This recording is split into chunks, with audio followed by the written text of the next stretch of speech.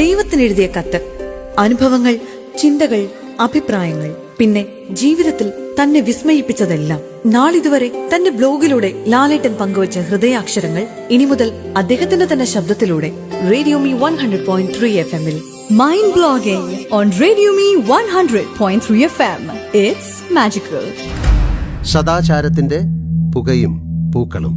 കഴിഞ്ഞ ദിവസം എൻ്റെ ഒരു സുഹൃത്തിനുണ്ടായ അനുഭവമാണ്.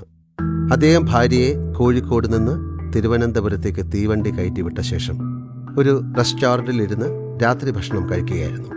തൊട്ടപ്പുറത്തെ ഒരു സംഘം യുവാക്കൾ ഇരിപ്പുണ്ടായിരുന്നു. ചുംബന സമരവും സദാചാര പോലീസിങ്ങുമായിരുന്നു അവരുടെ സംസാര വിഷയം. അതിൽ ഒരാൾ പറഞ്ഞു അത്രേ, ഇനി ഇതിനെക്കുറിച്ച് ലാലേട്ടൻ്റെ അഭിപ്രായം ഒന്നറിയണം. ഇതെൻ്റെ മേനി പറച്ചിലായി നിങ്ങൾ എടുക്കരുത്, എൻ്റെ വാക്കുകൾക്ക് മഹത്തായ മൂല്യമുണ്ട് എന്ന തരത്തിലും എടുക്കരുത്. ചില പൊതുവിഷയങ്ങളെക്കുറിച്ച് ഞാൻ ബ്ലോഗിൽ എഴുതുന്നത് കൊണ്ടായിരിക്കാം അയാൾ അങ്ങനെ പറഞ്ഞത്. അതിനെ ഞാൻ മാനിക്കുന്നു. പലരുടെയും ഈ കരുതൽ എന്നെ കൂടുതൽ ഉത്തരവാദിത്തമുള്ളവനാക്കുന്നു. ഇങ്ങനെ ഒരു സംഭാഷണം നടന്നില്ലായിരുന്നെങ്കിലും ഇതിനെക്കുറിച്ച് എഴുതാൻ തന്നെയായിരുന്നു എൻ്റെ തീരുമാനം. കേരളത്തിൽ കോഴിക്കോട്ട് ഡൗൺ ടൗൺ എന്ന റെസ്റ്റോറൻറ്റ് ചുംബന അനാശാസ്യം നടക്കുന്നു എന്ന് പറഞ്ഞ് തല്ലിത്തകർത്ത ദിവസം ഞാൻ ബാംഗ്ലൂരിലായിരുന്നു. കഴിഞ്ഞ ഒരു മാസമായി ഞാൻ അവിടെ ഉണ്ടായിരുന്നു. ഒരുപാട് കാര്യങ്ങൾ കൊണ്ട് എനിക്കേറെ ഇഷ്ടമുള്ള ഒരു നഗരമാണ് ബാംഗ്ലൂർ. പണ്ട് ബാംഗ്ലൂരിനെ പെൻഷനേഴ്സ് പാരഡൈസ്, പെൻഷൻ പറ്റിയവരുടെ സ്വർഗം എന്നാണ് വിളിക്കാറുണ്ടായിരുന്നത്. ശിഷ്ടകാലം ശാന്തമായി ജീവിക്കാൻ പറ്റിയ ഒരുപാട് ഘടകങ്ങൾ അവിടെ ഒത്തിണങ്ങിയിരുന്നു. എന്നാൽ ഇന്ന് ബാംഗ്ലൂർ പെൻഷൻ പറ്റിയവരുടെ അല്ല, കമിതാക്കളുടെ സ്വർഗമായിട്ടാണ് എനിക്ക് തോന്നിയിട്ടുള്ളത്. Lovers paradise. അത്രയ്ക്ക് സ്വതന്ത്രമായിട്ടാണ് ആൺകുട്ടികളും പെൺകുട്ടികളും ഇവിടെ അടുത്ത് ഇടപഴകുന്നത്. റെസ്റ്റോറൻറ്റുകളിലും പബ്ബുകളിലും പാർക്കുകളിലും എല്ലാം പ്രണയത്തിൻ്റെ ഈ ഭംഗി കാണാം. അത് കണ്ട് ആസ്വദിക്കുന്നത് ഒരാനന്ദമാണ്. അസൂയയും അസഹിഷ്ണുതയും ഉണ്ടാവരുത് എന്ന് മാത്രം. ആരും ഈ പ്രണയികളുടെ സ്വകാര്യതയിൽ ഇടപെടാറില്ല. ലോകം അവരെ ഈ സ്വർഗത്തിൽ വിഹരിക്കാൻ അനുവദിക്കുന്നു. ചാനൽ ചർച്ച എന്തിനു വേണ്ടി? പരസ്പരം ഇഷ്ടപ്പെടുന്നവർക്ക് പാർക്കുകളിലോ മറ്റിടങ്ങളിലോ ഇരുന്നൊന്ന് ചുംബിക്കാൻ വേണ്ടി. ബാംഗ്ലൂരിലോ മറ്റേതെങ്കിലും ഇന്ത്യൻ മെട്രോകളിലോ ഈ ആവശ്യത്തിന് വേണ്ടി ഇങ്ങനൊരു സമരം നടക്കും എന്ന് തോന്നുന്നില്ല. ആൺപെൺ സൗഹൃദങ്ങളെ സമീപിക്കുന്നതിൽ നാം ഇപ്പോഴും ഏറെ പ്രാകൃതാവസ്ഥയിലും വൈകൃതാവസ്ഥയിലുമാണ്. സദാചാരം എന്ന് പറഞ്ഞ് എന്തൊക്കെ അക്രമമാണ് നാം മലയാളികൾ കാട്ടിക്കൂട്ടുന്നത്. റെസ്റ്റോറൻറ്റുകൾ തല്ലി തകർക്കുന്നു, ആളുകളെ തെങ്ങിൽ കെട്ടിയിട്ട് തല്ലിക്കൊല്ലുന്നു, കാമുകി കാമുകന്മാർക്കെതിരെ കൊട്ടേഷൻ സംഘത്തെ അയക്കുന്നു. ഉത്തരേന്ത്യയിൽ ചില ഗ്രാമങ്ങളിൽ ഖാപ് പഞ്ചായത്ത് എന്ന ഒരു പരിപാടിയുണ്ട്. ജാതിപരമായോ സാമ്പത്തികമായോ എതിർപ്പുള്ള വിവാഹങ്ങളെ ആളെ കൊന്ന് ഇല്ലാതാക്കുന്ന രീതി, പ്രാകൃത ഗോത്ര രീതി.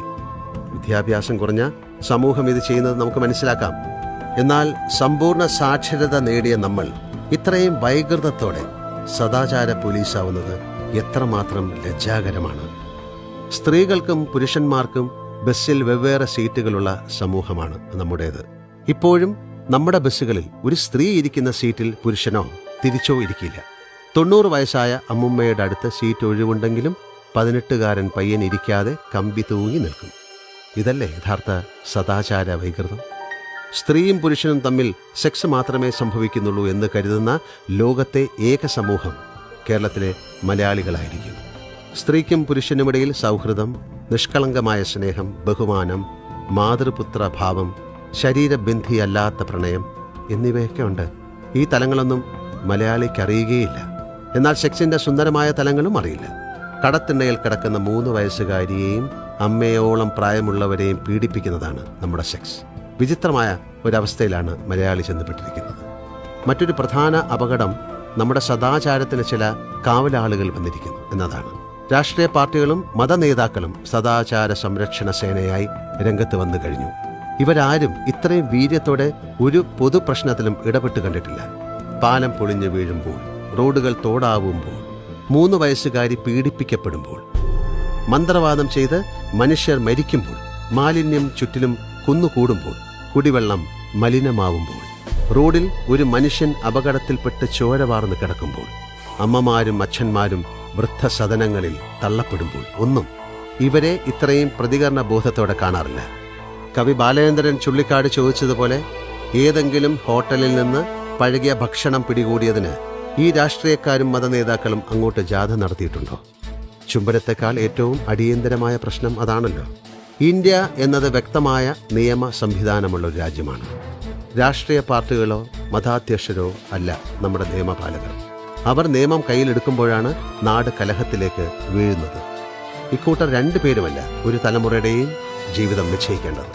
സദാചാരം എന്നാൽ ഒരു വ്യക്തിയോ സംഘടനയോ നിശ്ചയിക്കേണ്ട ഒരു കാര്യമല്ല. അത് പൂർണ്ണമായും നിയമാവലികളിൽ ഒതുക്കാവുന്നതുമല്ല. ഒരുപാട് കാര്യങ്ങളിൽ അത് വ്യക്തി അധിഷ്ഠിതമാണ്. അതിൽ കടന്നു കയറാൻ ആർക്കും അവകാശമില്ല. അതേസമയം ക്രമീകൃതമായ ഒരു സമൂഹത്തിൽ ജീവിക്കുന്നവർ എന്ന നിലയിൽ ചില മുൻകരുതലുകളും മാനിക്കലുകളും നമ്മൾ എടുക്കുകയും വേണം. ഇതും വ്യക്തി അധിഷ്ഠിതമാണ്. ഇതിനെ പച്ച മലയാളത്തിൽ വിവേകം എന്ന് പറയും. വ്യക്തി സ്വാതന്ത്ര്യവും വ്യക്തി വിവേകവും പരസ്പര ബഹുമാനത്തോടെ കടന്നു പോകേണ്ട ഒന്നാണ്. പരസ്പരം ചുംബിക്കാൻ നമുക്ക് അവകാശമുണ്ട്, ചുംബിക്കാതിരിക്കാനും. എന്നാൽ നിങ്ങൾ എൻ്റെ കൺമുന്നിൽ വെച്ച് ചുംബിക്കരുത് എന്ന് പറയാൻ എനിക്കൊരവകാശവുമില്ല. ഇഷ്ടമില്ലാത്ത കാഴ്ചകളിൽ നിന്ന് ഞാനാണ് മാറിപ്പോകേണ്ടത്. അതാണ് മര്യാദ, മാന്യത. സ്നേഹചുംബനങ്ങളോടെ Mohanlal. Mind blogging on Radio Me 100.3 FM. It's magical.